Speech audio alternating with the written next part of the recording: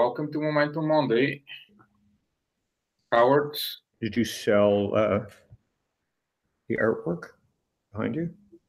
Isn't that bad, the market? You sold it. You sold everything on your walls?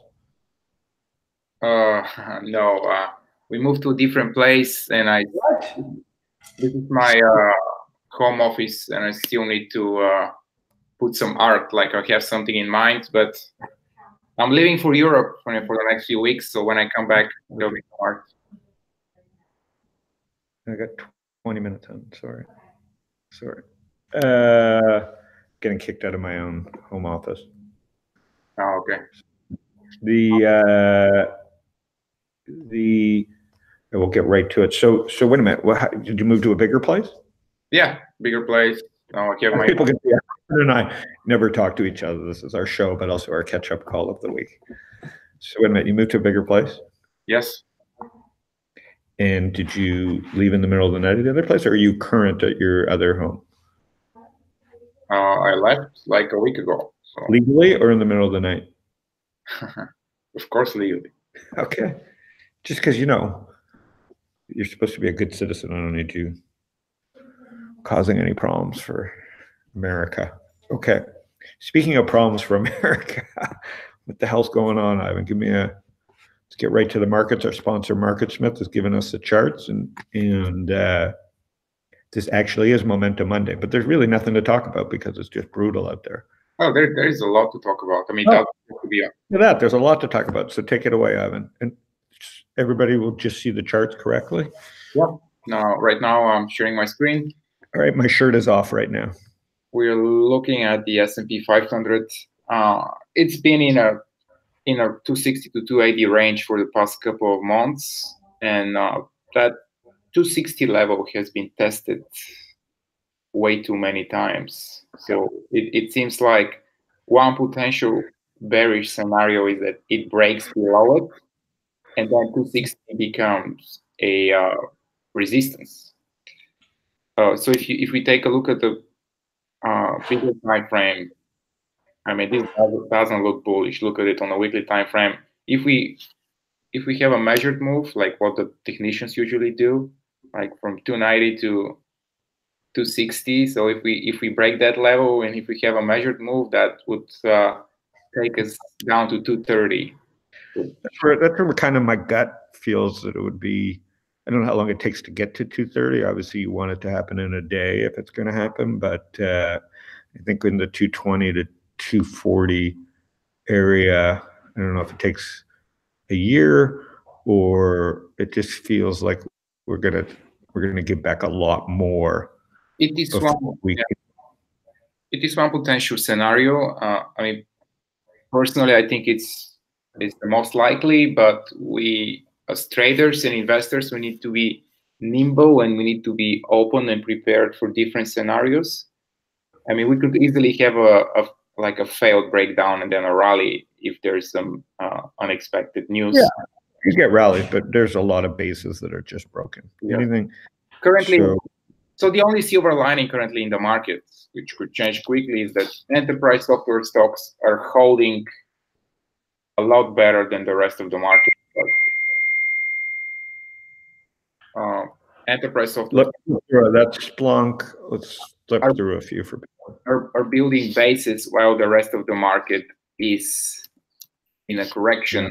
So if there is another AYX, this is data analytics, a little vague, but not a couple-year-old public company, but a new leader for sure. AYX. Okay, I put it on my watch. We're talking about just the price action that enterprise software is just. I mean, most of those stocks are holding near their all-time highs, so 52-week highs. While the market is down 10-15%, Apple is down 30% from its 52-week high. So this is notable relative strength. So yeah, they are likely to be the next leaders. Of course, if the market continues with the sell-off, I mean, make no mistake, all those enterprise software stock are going to get hit hard. Like they're not just going to stay. They were leaders in the last couple of year rallies. So it's like the odds, if we go into some kind of further correction, the odds that they continue to lead these are not cheap stocks. What's benefiting these companies is the tailwind of e-commerce too. If you look at the ones that are really like Twilio, and even Etsy, it's on the consumer side.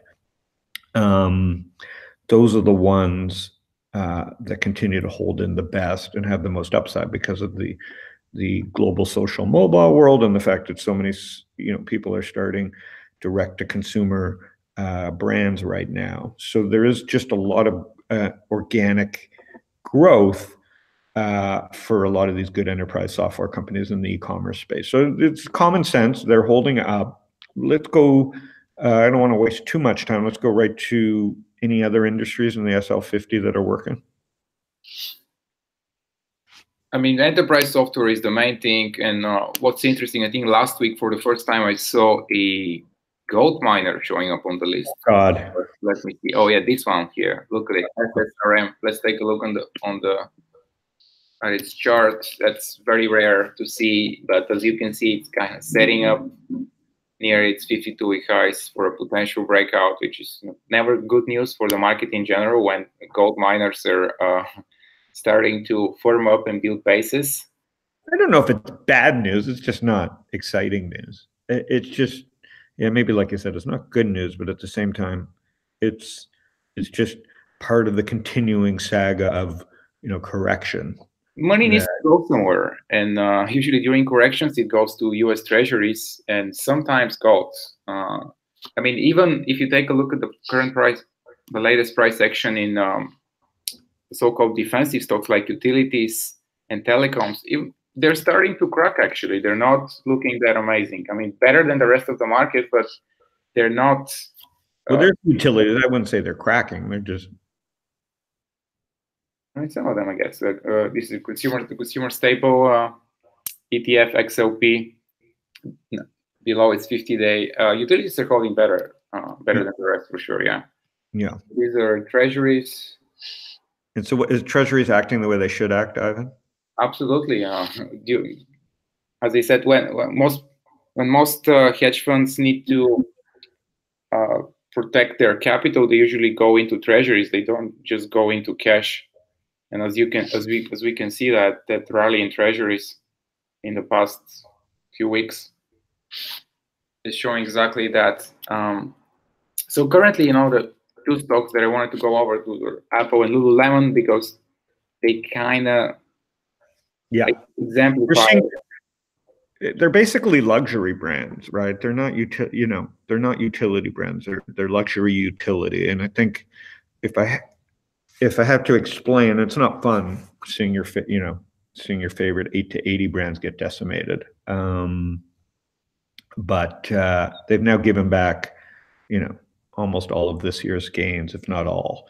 Right. And as much as they're kind of hand in hand. Lulu's opening stores next to Apple. They're both part of my Fashology, combined with Nike, the trend. And that was one of the trends that was holding in the best. And this is why I say, you want to hide out in high growth enterprise stocks, even though they're holding up the best. It doesn't take much for the market to do what took a month and a half for them to wipe out a year's gains. And the same thing can happen in enterprise stocks. That's just valuation compression, and that just happens. I think Apple and Lulu are luxury brands, and the whole luxury indexes from Tiffany's on down has just taken a beating, as have most mall stores. So this is not the end of the world, but this is why you don't chase stocks as well. Stocks, it's perfectly normal for them to have 30-40% corrections. Yeah. And Lulu's just catching up to the market here. This would go back on my buy list, 8 to 80 in a normal market conditions. When the market starts firming up, that's when I will make some more additions to the 8 to 80 list. This would be Apple and Lulu. Apple I've already been buying and wrong, and Lulu I don't want to compound my problems. But around 100 or 90, I would think the market, their earnings were not a problem.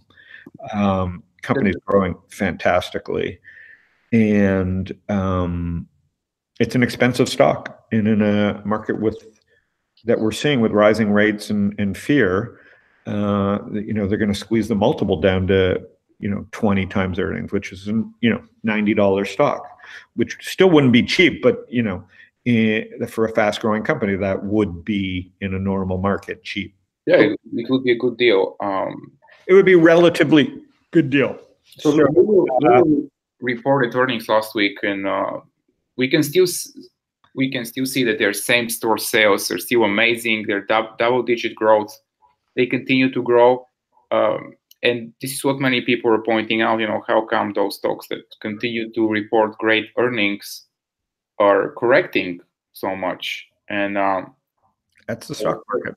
Yeah, I would say that the market is forward-looking. That people should not forget that the price action in the stock market can easily affect the real economy and the purchasing habits of many people. And it already has. It already has. Those people, the young people that were in crypto, feel poor. There's been nowhere to hide in this market unless you understand enterprise stocks and momentum, and so the average. If we look at the IWM, we've given back a year and a half of gains. So this is real. People are already starting to feel the effect. When their index funds or the retirement accounts are flat for 18 months, or even down if they've been dollar cost averaging. So you start to get, 18 months is a real amount of time, and there's no end in sight in terms of the trade war, because I don't think any people truly understand. I don't know how much to blame the trade war on Apple's price and Lulu and all these companies that rely on China. We just don't know, or if it's just a plain old luxury and valuation compression. We don't know. But this is not a market where you got to be a hero. We haven't crashed. And so it's kind of been a methodical chop. And I think the next move will give us some clarity. So I wouldn't be a hero here. What do you say, Ivan? Are you selectively looking for some short ideas? I'm looking for both, actually, for both long and short. And I'm try to be very nimble in this market. And my trading horizon is shorter than usual. Like in a bull market, I'd like to keep stocks for at least several weeks to capture a bigger move. In this market, I often trade intraday or just hold for 1 or 2 days, just because the market reverses so frequently. So I just make sure that I lock in profits when I have them. Yeah. So it's not an easy trading environment if you don't have enough experience. I mean, so far we're seeing today the 260 is holding, like the market is bouncing again. Yeah, we could be at 255 at the close. So yeah, it is Monday midday Eastern. Usually do this after. Like one way for that level to break on the downside is with a gap down, because so far, as we can see, like several times during this year, the market has been, buyers have been coming at 260. Yeah, we talked about it as the market was rallying. I remember some of our shows as stuff was working. You could still feel a lot of the market acting tired and heavy, and now we have more sectors. It's just markets are just like people; they get tired, and we further now will have the supply next year of Uber. These are not small businesses, but Uber, Lyft, and there'll be a lot more pressure and supply in the market next year as Slack, Uber, Lyft get to the market. And if you want to see kind of, these are all, Slack will probably be 10 billion and Uber 50 to 100 billion and Lyft 20 billion. So there's a real amount of supply going to be coming into the market. So again, the market could be forward thinking and pricing all that supply in right now, and we could be off to the races next year. But I think from the picture that I'm being painted technically, which is just one piece, we're weak. From fundamental standpoint, I'm not as bearish. I mean, the market has digested I don't know how many rate hikes in a row. So there is, and news could not be much more panicky in terms of what's going to happen politically and where we're at with the trade war. It doesn't mean none of this can escalate, but there is some things in place that could lead to a bottom here in December. So we'll see. I think the key is to check in next week and don't be a hero. Yeah, I agree. And you just need to, if you don't know what you're doing, it's just always better to sit on the sidelines and wait for better times to. I wouldn't call people crazy. I'm the risk to be 50% cash at this point, even in a long-term portfolio. There's going to be so many great ideas to get reinvested if the market starts showing some strength,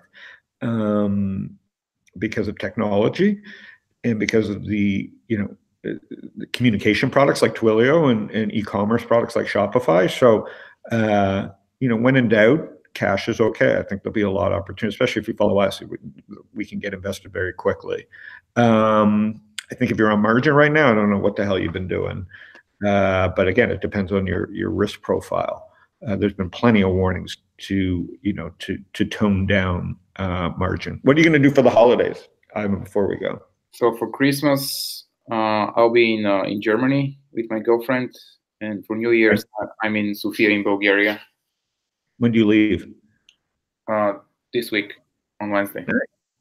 Okay, so this may be our last, or maybe we'll try and do one from the, I guess, depending on market conditions, it will be reachable. Yeah, absolutely. We can make the show while I'm in Europe. I'll continue to trade when I can and observe the markets. And on the short side, are you looking at anything particular, any levels where you just get really anything exciting to you? I mean, almost every second stock is shortable in this market. I mean, even a stock like Tesla, which is showing relative strength, if they lose that level here at 350, they could be shorted up to 300. Almost any stock. Usually correlations are super high during correction. So if the market breaks, you can basically throw a dart and just pick a high momentum stock and short it. Okay. So everything depends on the general market direction, because 90%, if not more, of the stock move will depend on the general market at this point. Okay. I'm trying to think what else I could ask you. Okay, buddy. Have a great, if I don't speak to you before the holidays, have a great, well, I will speak to you next week. Safe travels overseas. And thanks for doing the show with me this year. And thanks Market Smith for being our sponsor right through even next year. They've committed to us for a year, helping us do our show. And thanks to everybody for listening. You can like this over on YouTube, share with your friends. Let's grow this. Oh, Ivan, I think if we stayed on much longer, the market could really rally. So hopefully our little show here was a bottom for the week, and we'll catch up next week. Yeah. Have a good week, everybody.